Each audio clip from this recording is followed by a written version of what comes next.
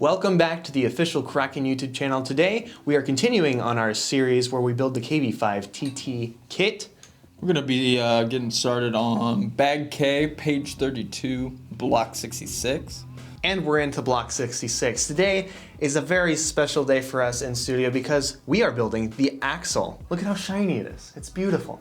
All right, Nate, let's go ahead and assemble this rear axle assembly. What we want to start with is the bearing. We're going to go ahead and slide down in the channel. What you want to do is you make sure you go in completely straight. If you go in an angle, you're going to have a problem sliding that in there, but it slips right in. Flip it over. Now we'll go ahead and do that on the other side. Okay, now we're going to flip the axle over one more time, and we're going to slide our pinion gear down. Channel.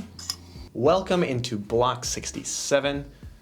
What we're going to be doing here, Nate, is we're going to be installing the diff assembly into the housing. We're going to be greasing gears up. We're going to be using blue Loctite, and we're going to basically attach our mounting brackets. So what we're going to start with first is we want to take our brackets.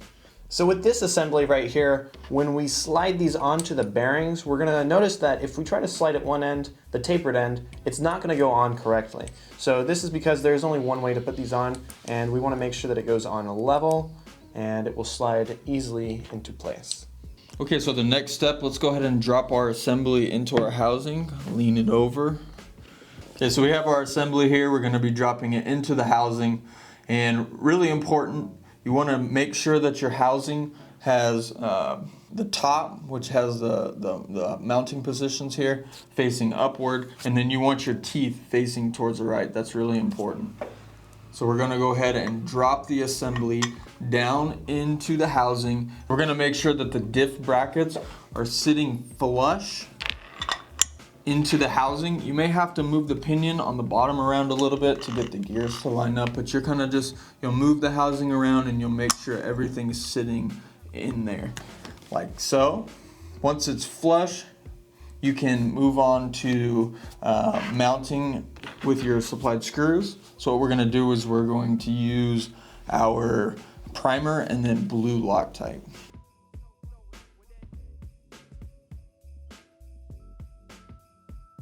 Okay, so now that we finished tightening the bolts and we used a cross hatch tightening pattern, I started here and went across and across. I got them all snug.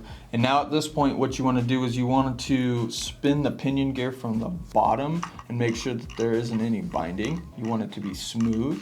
Now that we know that it's smooth, we can go ahead and apply our grease. We're going to basically take a little bit of grease on our finger, like we did before, and we're going to apply it little by little all the way around the gear while Nate's spinning it. And what that's going to do is it's going to spread the grease out evenly across all the gears.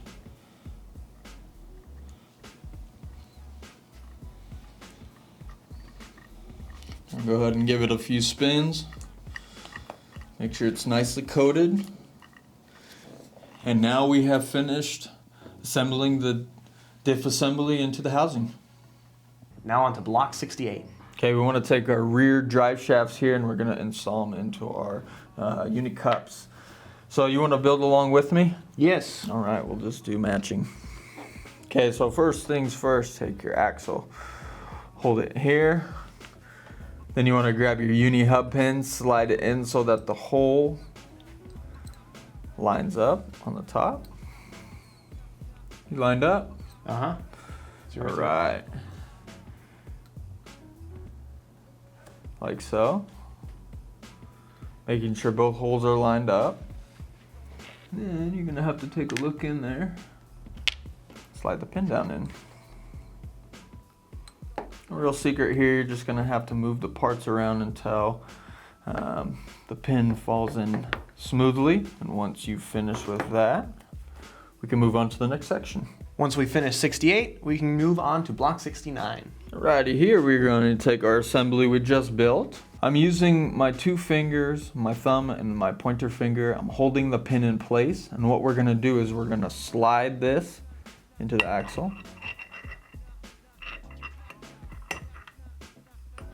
Like so. making sure that the paddle drive fits into its location here. Now let's move on to securing the hubs. Getting into block 70 now. In this section, we're going to be installing the adjustable hubs. And in this section, the bearing's already pressed in. We're good to go there. What you want to pay attention to here is the orientation of the left and the right. We've got the assembly facing towards you. So here's the top, and with the open section facing this way, we got left on this side and right on this side. So we're just going to slide like so, just like that. Now we got the left and the right. Make sure that they bottom out, and we can move on to the next section. Jumping into block 71. Okay, so what we want to do is we want to take our T-wrench, and we want to get our taper set screw. We're going to want to prime it. We're going to use blue thread locker here. We're also going to prime the housing, all four corners. Okay, so when we're installing this piece, there are marks drilled into the housing. Here is the mark, and then there's also marks on top of the hub. 1 hole, 2 hole, 3 hole. It's both on both sides. It's the same on both sides. Okay, now what we want to do is we want to line up the hole with 3 notches with the single notch in our housing. So you can go ahead and make sure that the third notch is lined up. Once it's lined up, you can go ahead and you've got your blue thread locker here. You can go ahead and install the first one. Okay, now you're gonna go ahead and do set screw in the back. Okay, now we're gonna do the same thing on the other side. I lined up 3 holes with a single hole, and we're going to install. Just want to give you guys a heads up when you're installing the hub. You want to make sure that the holes are perfectly lined up. If the hub is off just a little bit, you'll actually drill an imperfect hole into the hub assembly and it won't stay secure, so just be careful of that. So for mounting the plate onto the back of the housing, we're gonna get it situated on top, and we're gonna notice that there are notches that come up farther, and that's gonna be the top. So you're gonna line it up with the bottom in place, and then keeping in mind that we've primed and blue thread locked these screws, we're gonna go ahead and get them started here. So as far as block 72 is concerned, this is information for you guys on different adjustments for the toe-in and camber. So if you would like more information, please refer to the manual on this one. But for now, we're just gonna go ahead and skip it and move on to block 73. Alrighty, jumping into block 73. Okay guys, here we're going to be building the rear drive shaft, and how we want to start is we got all our parts laid out. We're gonna take our uni yoke, we're gonna take our spline, we're gonna connect them just like so. It's got a little notch inside of there, and we're gonna slide our pin down in there. We want the notch side facing outward, so facing this way, and you just go ahead and slide it in. Make sure that these are aligned. There you are. Slide it in. We went ahead and we primed the inside of our part. We primed the set screw and we got the red Loctite on. Let's go ahead and install.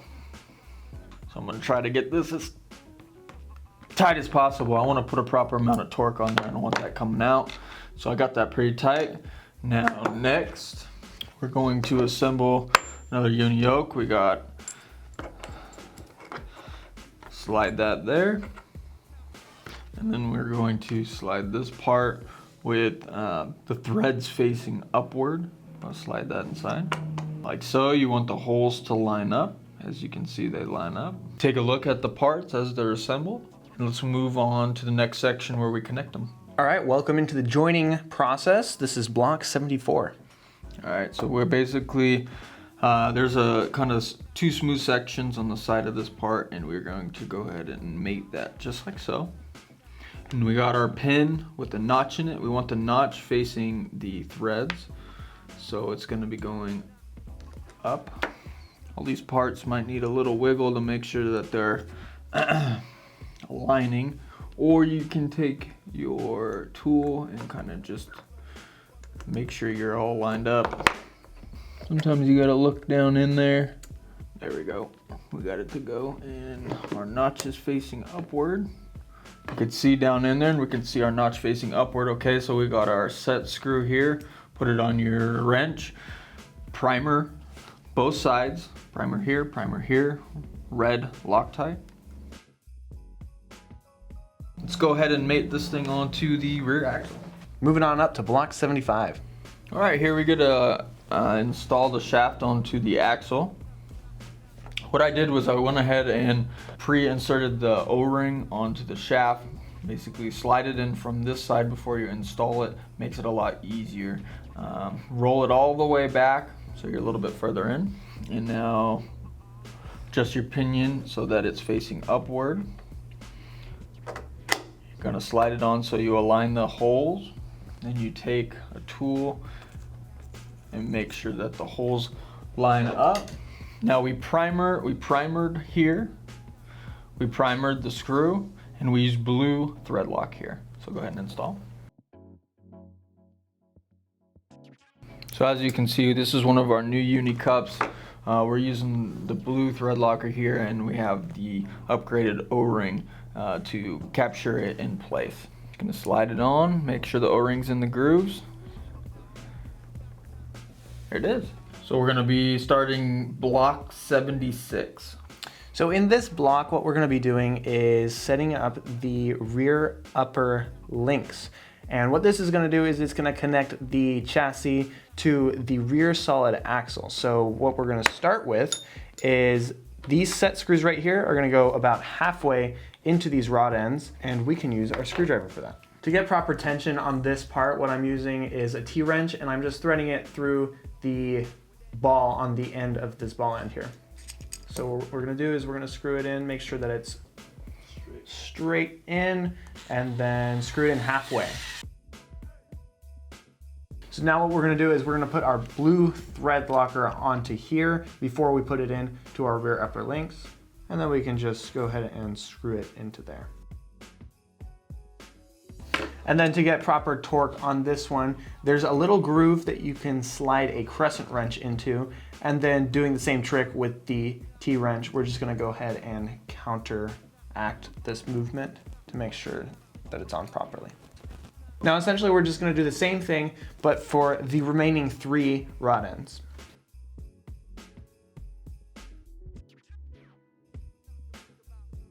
So now we have everything threaded, and we can move on to the next step once we make sure that these are evenly lined up. We see here that this is flat along with this one, and the same goes for this part. And if for some reason one of them is off from the other, you can put your crescent wrench here to hold, and then the T-wrench through the ball, and then adjust it accordingly. Now we're in block 77. Now we're going to connect the upper links with the upper mount. Okay, so take a look on the part. There's an indicator dot on the part which will show you which orientation or which way it should be facing. It's going to be facing this way here, and then we're going to take our upper links and we're going to mount them with our screw. As you can see, there's a larger opening and then there's a smaller opening. The screw will go in this way all the way through, and then we'll tighten it down and secure it with the nut. So hold the ball between your 2 fingers so that you can get it in straight. If you go in crooked, you'll have a hard time getting it in. So I'm kind of holding the brace and my 2 fingers so I can hold it in place. And then you get the screw partially in so it stays, but not too much. You don't want it poking out the other side. Just like that. Go ahead and push that through. So once it bottoms out, I'm gonna take our 3.0 and I'm gonna screw it down. You can just go till it's almost all the way tight, and then we'll finish it off with the T-wrench. But we got enough threads on this side so that we can put our nut on. Thread it on by hand, there we go. Now we got our crescent. Okay, just a couple turns and it's nice and tight. So go ahead and check that. So here you go. Got the links installed to the mount. That's what it should look like. Now we are in block 78. So let's go ahead and attach our assembly to the top of our axle. Slides down in there. Our indicator hole facing towards the back, just sits right like that. We got our hardware and we put blue thread locker here. We're going to slide those in. Make sure they go all the way deep in there. And then what I'm gonna do is I'm gonna use a T-wrench at first to make sure that the threads start so that we don't cross thread into our aluminum. Make sure it's going in there smooth. Once it does, we can use our gun. So I got it tight. I'm gonna go back with the T-wrench and just make sure it's proper torque. There we go. All right, now on to block 79. Mr. Randy, what do we got? All right, we got our beautiful machine lower links. And what we're gonna be doing is we went ahead and we already pressed in the balls. You're gonna do that on all 4 rod ends. And now we're basically going to be installing them. We're gonna slide them into the links and then we're gonna secure them. This is Randy from the future. I got a pro tip for you guys. Before pressing the rod end into the link, what I want you guys to do is pre-thread. So you're gonna take your screw, when it's not in here, you're gonna hold the other side with a T-wrench and you're just going to make threads into the plastic. What that's gonna do is when you slide this back in here, it's gonna make it a lot easier to put the screw in. We recommend that you use a ball end driver. That way you can get in here and you have a little bit of movement here so you can tighten this. If you don't have that, you can use an Allen wrench. You might be there for a while, but you can get the job. Okay, so now we got the rod ends pressed into the links. The next step is we're gonna secure them with the screw. So let's go ahead and flip this one over. And we're going to use a ball end 4mm driver. And we're gonna secure them. All right, that's the end of block 79. These are all completed and we're ready to move on to the next step. Moving on to block 80, we're gonna start with the left-hand side of this assembly. Now we're gonna be assembling the lower link mount to the link. There is a left and a right here, so we're gonna be doing the left section. And you can see on the lower mount, you can mount it 2 different ways. You can mount it with, I guess you'd call it a pointy end facing up, or have kind of the slanted angle facing up. We want the slanted angle up and the pointier end down. If that makes sense. You guys can take a look there. This portion down. So we just go ahead and pinch between our fingers. And it's a little tip here, when you're installing, it'll be pretty difficult to go from this angle right here. So if you go from the top and then slide it down all the way to the bottom hole, that'll make it a lot easier. So there we got the holes lined up there. So now we got the hole lined up there. We're gonna take our screw and we're going to be on the left side, we're gonna be pressing the screw from this side, and the nut goes here. Gonna be tightening it down. You can use a crescent wrench or you can just use a driver on the other side to hold it in place. Whatever's easier for you. There we go. Just give it a little extra turn. Make sure there's no binding. And we can move on to our right side. All right, now we're into block 81. This is essentially the same process as the left one, except we're gonna be mindful of which way we screw in the screw to connect the links. Okay, so again, we got the this angle pointed down, and we're going to take ball between our 2 fingers. We're gonna slide from the top and go down just to make it easier. And again, we're gonna be putting the screw in over here.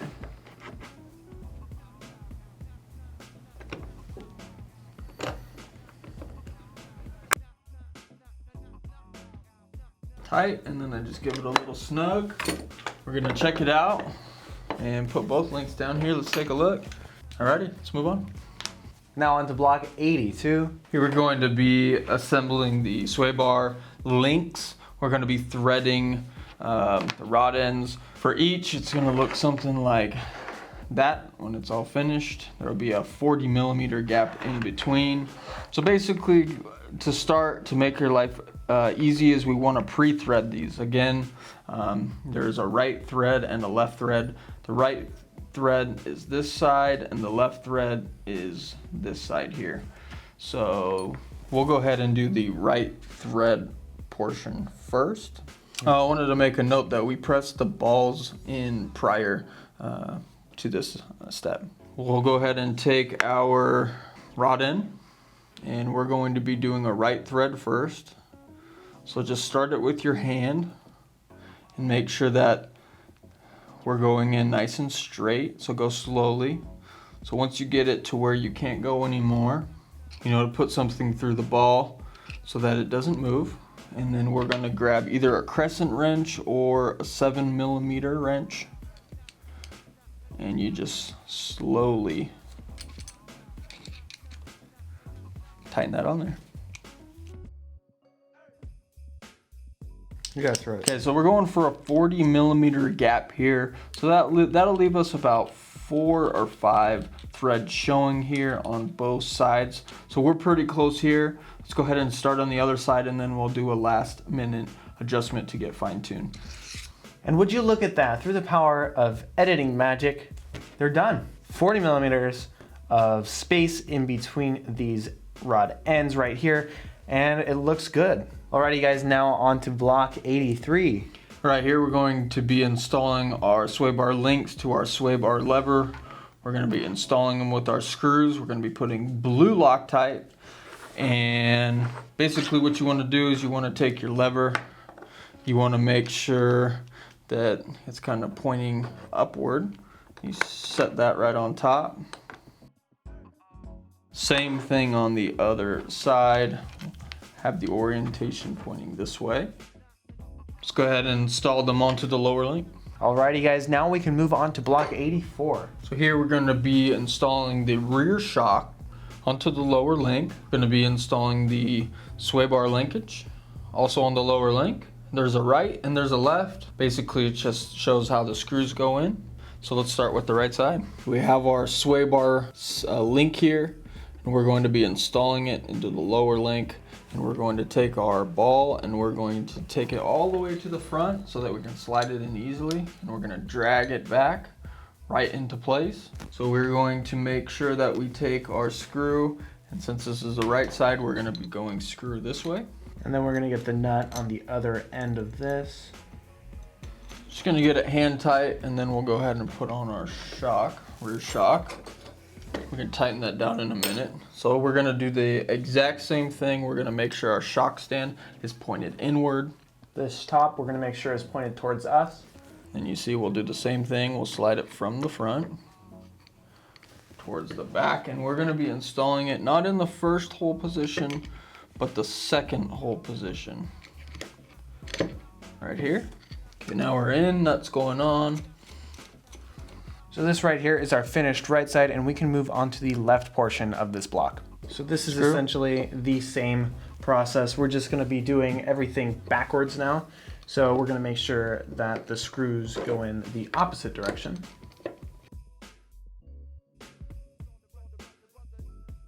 And this should be the completed product of block 84. You've got both left and right assemblies together.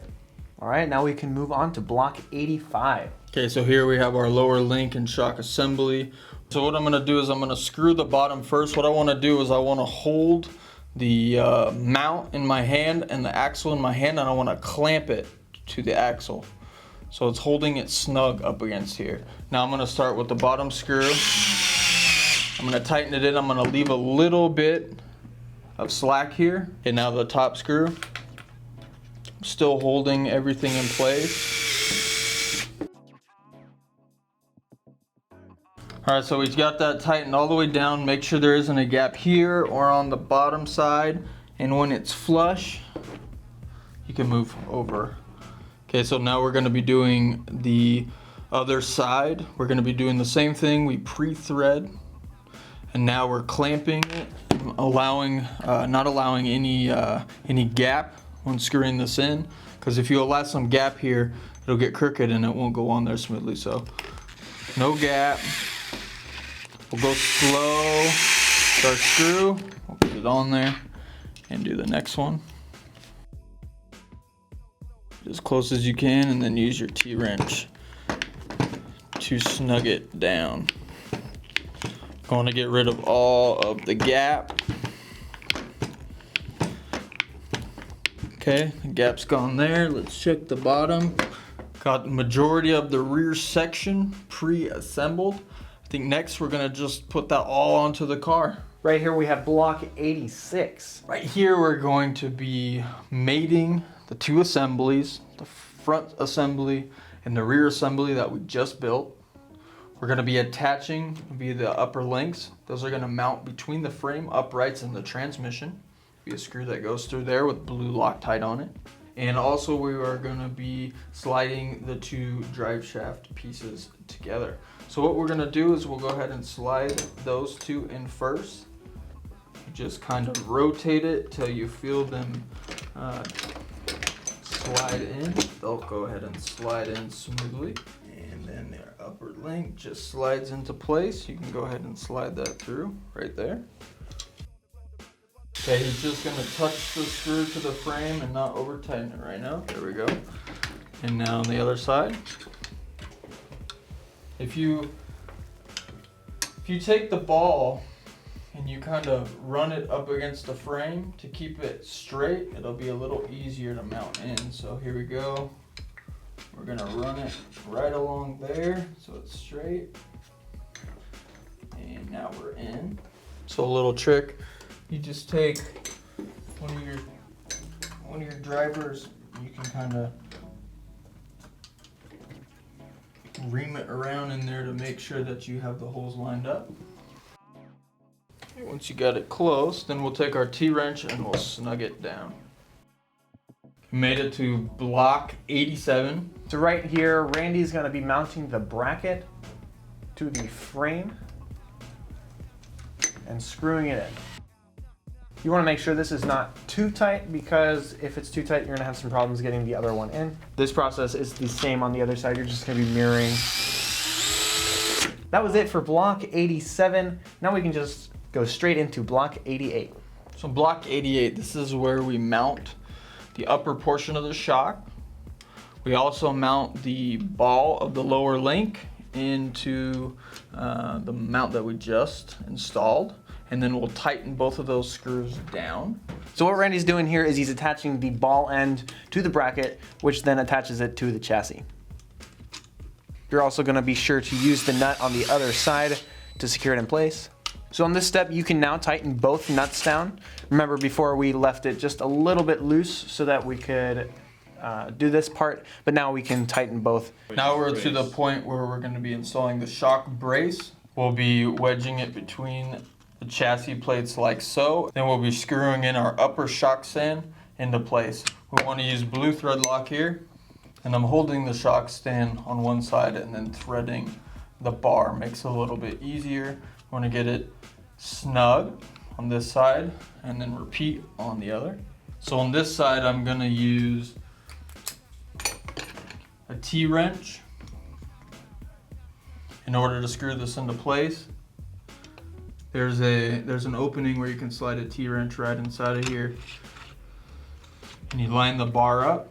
Both sides have the ability to put the T-wrench in. We're just gonna go ahead and keep screwing until we get it tight. Once it's tight, we'll go ahead and snug it up. Okay, so to tighten these down properly, we're gonna use a crescent wrench on the bar. There's a channel here, and then we're going to use our T-wrench and we're going to tighten. You can either tighten from this location or you can use another crescent or open end wrench, and you can tighten from this portion here. Either one works, nice and tight. Same thing on the other side, and we're good. So that's the end of block 88. Now we can move on to the next block. So in block 89, this is essentially the same thing as the left side, but we're just gonna repeat the process. So we're putting the screw in, making sure that the nut is the same on the back. So on block 89, what we did was we kind of repeated the steps for installing the lower link. to the chassis onto the mount that we installed, and we basically slid the screw right through, and we got the screw all the way to the point where it was just about to peek out the back side of the frame plate, and then we took our nylon screw and we slid it into place, held it with our finger, and then started to tighten. We used a 8mm wrench to hold the nut in place while we tightened here. Once that was tightened, we went ahead and we tightened this other screw, so now both screws are tight. Made it to block 90, where we're going to be installing the sway bar. So essentially all this is you're going to be kind of not too hard bending it, but you want to bend it just a little bit because it's not going to fit in here if you don't. But you want to make sure that this notched end the hump is up, and then you just want to kind of push it onto the inside here. And once it's in there, that's the end of that block. Opening up on block 91, we're going to be taking the sway bar and sliding it through the other side of the frame plate, like so, and then we're going to be attaching our sway bar lever. We'll just slide it on here. Next section we'll be attaching the screw, so attach the other side. Okay, now we can move on to securing them in place. Alrighty, we've made it to block 92. This is the end of the longest bag ever. Let's get into it. As for hardware, we've got screws, set screws, and then shock savers. Okay, Nate, let's go ahead and install. First, let's install the shock saver. What we're gonna need for this is gonna prime them and then use blue Loctite. You basically just take your flathead screw and slide it into the washer. So once you have your blue Loctite on, you're gonna go ahead and slide it into the shock saver with the bezeled side here, and it's gonna fit nicely, and then on the top, it's gonna fit flush. So right here, we get to screw it in, and then repeat the same process. Blue Loctite, thread lock on the other side. So for the set screw portion, instead of blue Loctite, we're gonna make sure that we have our stronger red Loctite here, and we're essentially just gonna be screwing it into the lever here. Now the sway bar, we wanna make sure, I'm gonna take off the lever really quick. We wanna make sure that there is a flat portion on the sway bar, and that's what our set screw is going to be nudging up against. So we wanna make sure that the flat side points out. So again, we wanna make sure that this is at the right angle for the flat end. So I'm just holding the sway bar with my finger here. Once I know that I have the right angle, and then we just screw the set screw into the lever. So once you have the first one down, there's really no need to hold the second one because the sway bar is already in place, but we're just gonna make sure that we have red Loctite and that we prime the hole on the lever here. Make sure to have a good amount of torque on there. You don't want the set screws to fall out. But then the sway bar should be in place. It shouldn't move because you have those set screws in, and that looks good.